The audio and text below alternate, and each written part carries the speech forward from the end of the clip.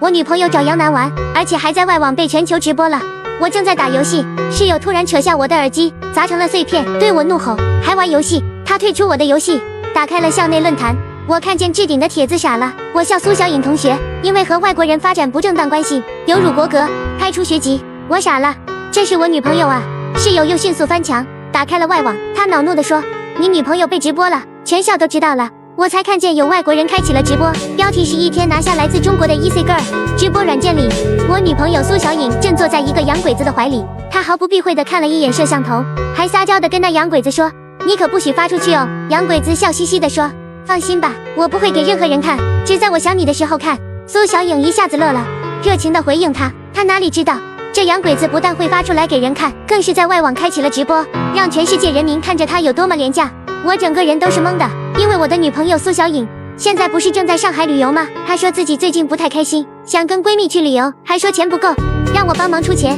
为了让女友开心，我省吃俭用做兼职工，才终于给她买了去上海的机票。可到头来，她竟然这样对我，我竟然亲手把她送给了其他男人。我激动地说：“这男的谁呀？”室友说：“你错过了之前的直播，这男的是乌克兰人，一个打游戏比赛的。你女朋友去上海看他打比赛，两个人加了联系方式。这才1天啊！这件事情闹很大，已经上了12个国家的热搜。我只觉得天旋地转，不敢相信直播里那个主动的女孩是我的女朋友。之前我追她的时候，她可不是这么开放啊，整天要求我送礼物，要我展现浪漫，否则就不跟我好。她总说有心的人不用教，无心的人教不会，以这样的严格条件来要求我。可在那洋鬼子面前，她却是完全不同的两副面孔。不对，我不敢相信这是我女朋友，肯定只是长得比较像。我的女朋友现在肯定还在和闺蜜一起旅游。我连忙给她打去了电话，然后死死盯着手机屏幕。让我崩溃的是，直播里响起了手机铃声，我眼睁睁看着苏小颖拿起了手机。那洋鬼子好奇地问：“谁啊？”苏小颖说：“我男朋友。”这一刻，我的心彻底死了。评论区里顿时炸了，此刻估计有很多国人在凑热闹看直播。这评论区里刷起了一连串的卧槽。洋鬼子笑嘻嘻地说：“有男朋友还和我玩啊？”他想了想，突然调皮地吐舌头说：“我们中国有句很流行的话，既然追求刺激，当然要贯彻到底。”这个贱人，他就在全世界都能看到的直播间里说出这种话来。说完，他竟然接了我的电话。我拿着手机，只听见电话那边传来了苏小颖的声音。她喘着气说：“宝宝，我在赶着去景点呢，上海好大，走得我好累呀。”电话那头的声音搭配着屏幕里的动作，仿佛在嘲笑我是一个蠢狗。我明明是她的男朋友，可现在他却把我当作工具人。我张了张嘴，却发现自己什么话都说不出口，只觉得嘴里都是苦涩。苏小颖见我不说话，她疑惑地看了看手机，然后挂断了。接着她打开微信，给我发了个语音消息：“宝贝，你信号不好，我听不到你说话。”室友疑惑地问我：“你刚才为什么不说话？干嘛不揭穿他的真面目？”我看着直播，咬牙切齿地说：“正戏还没开始，我为什么要让这个贱人发现自己正在全世界面前丢人现眼？”室友恍然大悟，他竖起大拇指说：“干得好，我就怕你觉得相爱一场心软了，阻止他继续丢脸下去。”我看着屏幕里主动的苏小颖，只觉得怒上心头。这个贱人，我在她身上花了那么多钱，我要她全部都吐出来。洋鬼子还抱着苏小颖，饶有兴致地问：“你真大胆，就不怕男朋友发现了吗？”很明显，在他的心里，苏小颖就是一个工具。他知道现在苏小颖给自己带来了不少流量，所以这个问题不是他自己问的，是给所有观众们问的。苏小颖在不知情的情况下，已经进入了节目问答环节。他说：“我只是做了一个中国女孩都会做的决定。”洋鬼子疑惑地问：“什么意思？”苏小颖说：“中国男人很差劲，他们是我们最万般无奈的选择，我们会和他们在一起，只是因为暂时没有更好的。”洋鬼子哈哈大笑着说：“所以你宁愿出轨，和我玩一个晚上是吗？”苏小颖乐呵呵地说：“对啊，我们都很崇拜你们的大小。”在这一刻，评论区已经完全炸了。我也是中国女孩，请不要代表我，我是中国女孩，我会选择外国男人，但我会先堂堂正正和男朋友分手。我也讨厌国男，但说实话，比国男更不能接受的是出轨和这3当3，好吗？这女的2个全占了，我支持她，她只是做了所有男人会做的事，骂她的都是被刺痛了的男人。别开小号在这里装女性，我不是男人，但楼上真的是狗。在这评论区里充斥着大量的骂声和极少数支持苏小颖的言论。就在这个时候，我的手机忽然响了，我一看手机，顿时火冒三丈，那是苏小颖的闺蜜。我接起电话，而那边说：“我在直播里看到你打电话了，你是不是已经知道了？”我说：“你之前不是跟我说苏小颖和你一起旅游，让我别担心吗？”她闺蜜无奈地说：“我是骗了你，但我又不知道那男的会发网上直播啊，事情已经发生了。”现在扯这个有用吗？如果你要道歉，那我跟你说对不起，你满意了吧？我懵了，对方这理直气壮的态度让我完全不知道该怎么回答。我说，你现在找我是什么事？他说，没时间废话了，你马上去校内论坛发个帖子，就说小颖不是出轨，而是你俩本来就吵架了，在冷战导致他去旅游散心，而且你都提了分手，他还一厢情愿叫你宝宝，你就这样跟大家解释，明白吗？我吃惊地说，我为什么要这样做？他激动地说，你还看不明白吗？现在小颖是最大的受害者啊，她被直播了，还被学校开除了，现在只有你能帮她挽回损失啊！我忍不住说，你是不是喝多了？她花着我给的钱跑去上海给一个洋鬼子睡，你却让我帮她挽回损失。小颖闺蜜崩溃地说，你怎么就听不明白啊？她是背叛了你，但现在只有你能救她啊！你快点去发帖啊！再这样拖下去，她的一辈子就被你给毁了啊！我直接挂断了电话。室友也听见了小颖闺蜜的话，她吃惊地说，这女人怎么这么蠢，这么坏？我说，她不蠢，事情发生这么久了，她作为苏小颖的闺蜜，口口声声在乎自己的好姐妹，可她却没有打电话去通知，而是让我去发帖。这说明什么？说明她害怕自己也出现在直播里被口诛笔伐，所以让我来出头。被我挂断的小颖闺蜜给我发来了短信轰炸，你快帮帮她啊！你不是爱过她吗？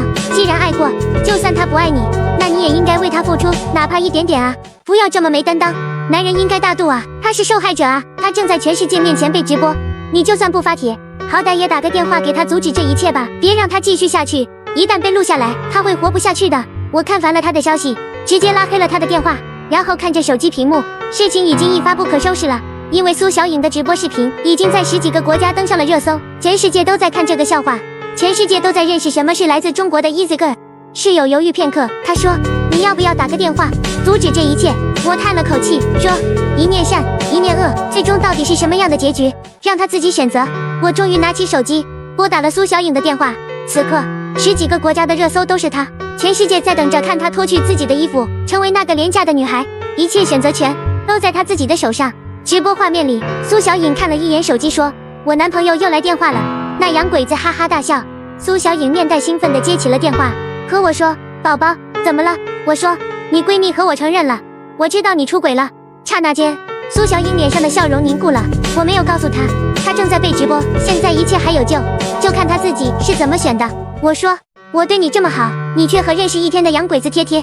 我刚才算过了，交往这段时间，我为你花了2万块钱，请你退给我。如果你手头没那么多钱，那你给我借条。我想好了，只要苏小颖答应把钱退给我，那我们好聚好散。看在以往的情分，我愿意救她一次。然而，苏小颖突然冷笑了起来，她说，既然你都知道了，那我们也没什么好说的了。本来我还有点愧疚呢，现在我是一点都不愧疚了。原来你是这么差劲的男人。我愣了，他哪里愧疚了？如果他愧疚，他会一边和我打电话，一边跟那洋鬼子贴贴吗？还有一点我不明白。我说，我哪里差劲了？苏小颖鄙夷地说，分手了还要我退钱？你当我是出来卖的啊？你爹妈没教过你尊重女孩子吗？我耗费的时间不需要补偿吗？我吃惊地说，出来卖的好歹还要钱呢，你这千里倒贴，你跟他要钱了吗？你还不如出来卖的呢。苏小颖顿时怒了，她大吼，滚，恶心的东西，别来找骂。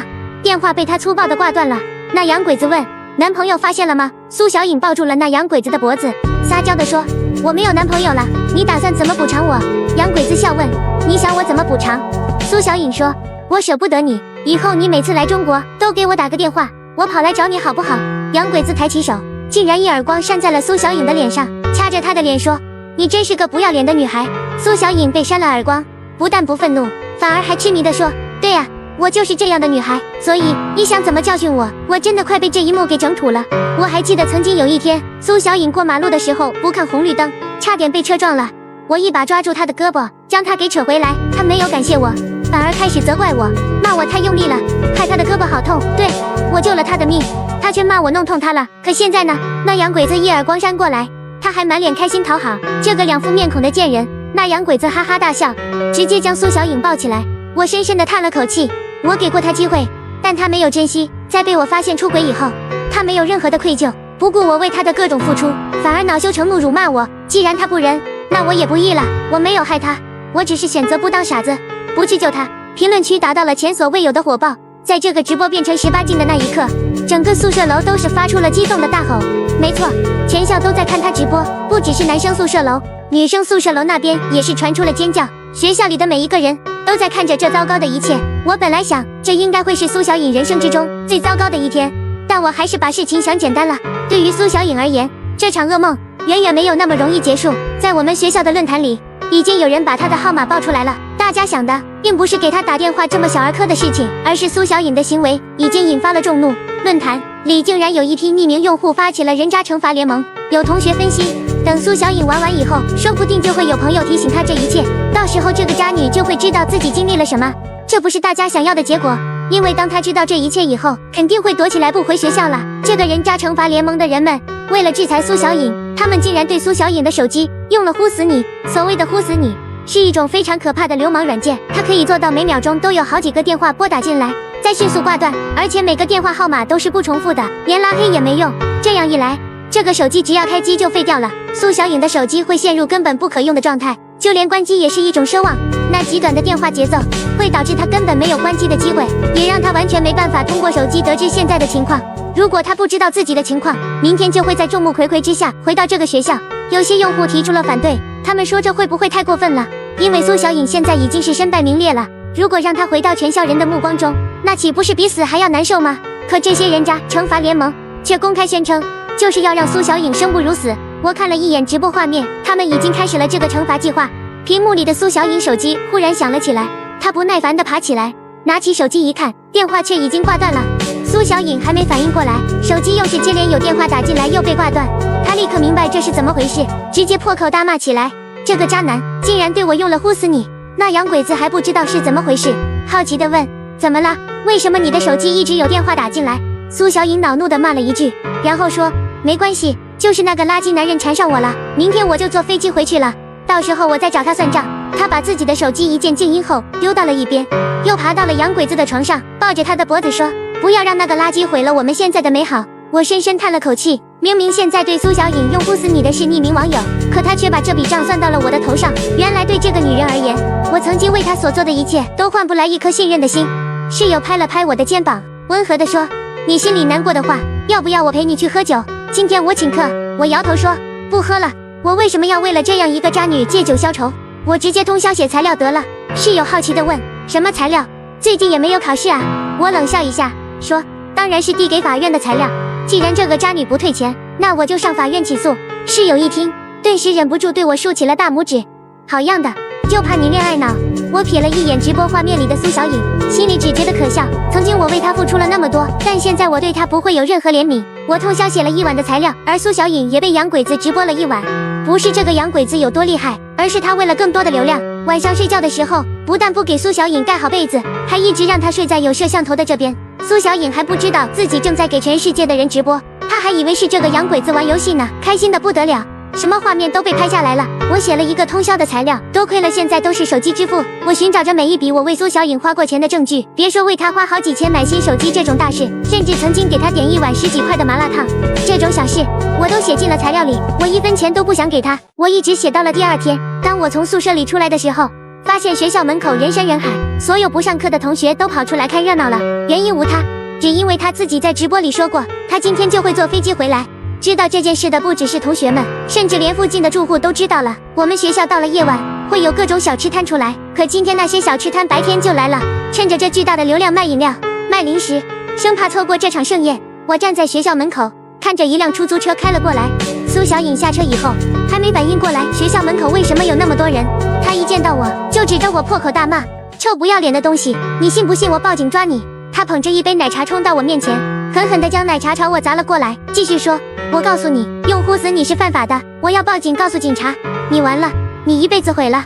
我躲过了这杯奶茶，冷冷地看着苏小颖，她还在愤怒地说，我连打车去机场都办不到，幸好人家给了我一些现金，否则我就回不来了。学校门口的所有同学都不讲话了，大家都在盯着他看，就连远处的教学楼也有人忍不住探出脑袋看着这里的情况。苏小颖注意到了这么多人的目光，她疑惑地说，怎么回事？为什么这么多人看我？忽然她好像想通了什么，着急地跟我说，你该不会把我的事情说出去了吧？我告诉你，没有证据在外面乱讲话也是犯法的。这个时候，有看热闹的人忍不住了，对着苏小颖骂了一句出轨的垃圾。苏小颖顿时愤怒了，她气得推了一下我，大骂着说，怎么有你这么不要脸的人啊？我们2个分手，你为什么要说出去啊？你是不是在学校抹黑我了？刚才那个骂他垃圾的同学愤怒地说，别人哪里抹黑你了？你这个不要脸的垃圾，才1天就给洋鬼子搞了。苏小颖气得浑身发抖，她说：“你们不要凭空污蔑一个女孩子的清白，是这个渣男跟我分手以后还造谣抹黑我，你们有证据吗？”在场的人们都愣住了，估计没想到苏小颖竟然还会恶人先告状。众目睽睽之下，苏小颖装出了一副委屈的模样，她擦着眼泪说：“你们为什么要污蔑一个女孩子的清白啊？她是那么会演，仿佛自己是最大的受害者，仿佛这里所有人都在误会她，冤枉她。”我冷冷地说：“我没有污蔑你，我也没有跟任何人说我俩分手的事情。”苏小颖崩溃地说：“你不要装了好吗？如果你没有在外面抹黑我，为什么会有这么多人在这看热闹？为什么别人要冤枉我出轨？”这个时候，同学们都纷纷骂了起来：“臭不要脸，还在这里装！为什么会有你这么垃圾的人啊？听说你出去旅游，还是男朋友给你买的机票，你怎么这么不要脸啊？”苏小颖见那么多人对她口诛笔伐，顿时急了。她突然站在了学校门口的石墩上，保证所有人都能看到她，然后愤怒地指着我说：“是这个渣男在抹黑我，我没有出轨，凡事是讲证据的。你们如果要说我出轨，拿出证据来。”她越说越激动，甚至脸上有些青筋暴露。今天你们要是能拿出我出轨的证据，我死在这里给你们看都没问题。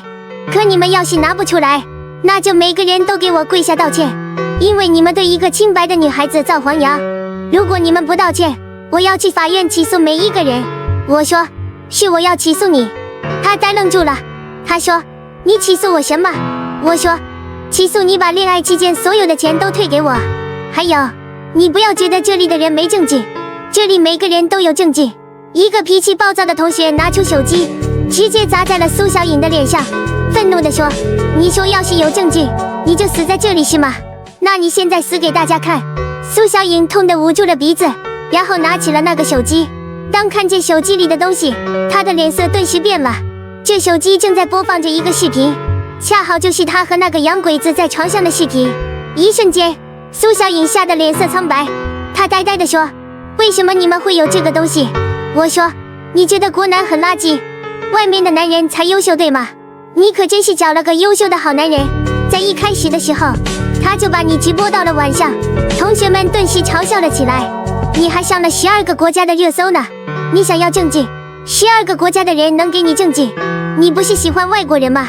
赶紧去那另外11个国家，看看那边的男人喜不喜欢你。苏小颖听着他们的话，脸色变得非常不好看，她激动地说：“不会的，他怎么会干这种事呢？你们不要乱说话，我手机被呼了1个晚上没电了，我这就回宿舍把电充上看看。”他急忙想要冲开人群回宿舍，可当人群让开道路的时候，他却愣住了。在学校门口放着一堆杂七杂八的东西，这些正是苏小颖的行李。他的导员站在行李旁边，冷冷地说：“经学校认定，你的行为有辱国格，决定将你开除。你已经不是我们学校的人了，请不要进入我们学校的宿舍。”苏小颖目瞪口呆，她不敢置信地说：“学校有什么资格管这件事？学校不是只让我们学习吗？”导员摇头说：“我们校规里明确规定，不能和外国人有不正当的关系。”这个时候，不知道是哪个同学大吼了一声：“你怎么还不赶紧死在这里啊？”他这么一说，讨厌苏小颖的人们顿时愤怒地喊了起来：“对呀，不是说有证据就死在这里吗？刚才你还很嚣张地说，如果我们没证据，要跪下给你道歉呢。我们没证据可以给你跪下，但现在我们有证据，你可以死了吗？”苏小颖气得浑身发抖，她崩溃地说：“你们为什么要这样对我啊？我被人发到网上，我才是受害者啊！”他这奇葩的言论，让在场的人们都是忍不住倒吸一口凉气。苏小颖越想越气，她指着我说：“都是因为你，事情闹得那么大，我明明应该在第一时间知道真相，你却对我用呼死你！我要报警！既然我不好过，那我也要毁掉你的一辈子！”我摇头说：“不是我对你用的，是匿名网友看不下去对你用的。你的手机号码被别人爆出来了，你可以让警察去查我的校内网 ID， 我没有参与这件事。”苏小颖一边抹眼泪，一边哭到发抖。她说：“那你为什么不提醒我？”我说：“我给过你机会，在我和你打电话分手的时候，但凡你展现出一点良心，我就会告诉你真相。但你没有，你在那个男人身边狠狠地唾骂我，既然你对我无情，那我也没有帮你的道义。苏小颖一听，顿时气疯了，她直接冲过来，用手抓我的脸，哭着大叫：你明明可以救我的，我只是跟别的男人睡觉了，你为什么要帮他们一起毁了我？你明明是可以救我的那个人。要是以前苏小颖发脾气，我还会让着她，然而现在她朝我扑过来，我只是冷冷地推了她一下，导致她一屁股坐在了地上。我居高临下地看着她说：那你怎么不问问自己的闺蜜们，为什么不在第一时间打给你？我告诉你，放弃你的不只是我，还有你的那些好姐妹，她们也在看直播，但是怕被你波及，没一个人敢通知你。我用手指了一圈这里的人群，说每一个人都在看你的直播，每一个人都见识到了你昨天晚上的样子。苏小颖的脸色越来越难看，她情急之下连自己的行李都不要了，赶紧起身就要逃跑。但这个地方是她想来就能来，想走就能走的吗？一群愤怒的同学拦住了她的路，一个男人狠狠地推了她一把，导致她再次摔在了地上。这男同学咬牙切齿地说：你昨天那话是什么意思？你说我们国男都是垃圾？苏小颖激动地说：那是我跟别人的私人聊天，我又不是故意说你们的，我哪知道我和别人的私人聊天会被爆出来。又一个女同学愤怒地说：什么叫你只是做了一个中国女孩都会做的选择？你自己搞破鞋，你还要拉上别人一起？苏小颖坐在地上，她崩溃地说：你们听不懂人话吗？要我重复多少遍？那是我和别人的私人聊天，如果你们在我面前，我肯定不会那样说啊。突然有人把一个鸡蛋狠狠砸在了苏小颖的脸上，随着那鸡蛋炸开，苏小颖一阵狼狈，她激动的大叫：是谁砸我？这里的人实在是太多了，没有人知道到底是谁先动的手。但是紧接着，从那人群里很多个鸡蛋飞了出来，纷纷砸在苏小颖的身上。关键这些人不知道是从哪里找的臭蛋，苏小颖闻了一下，直接呕吐了出来。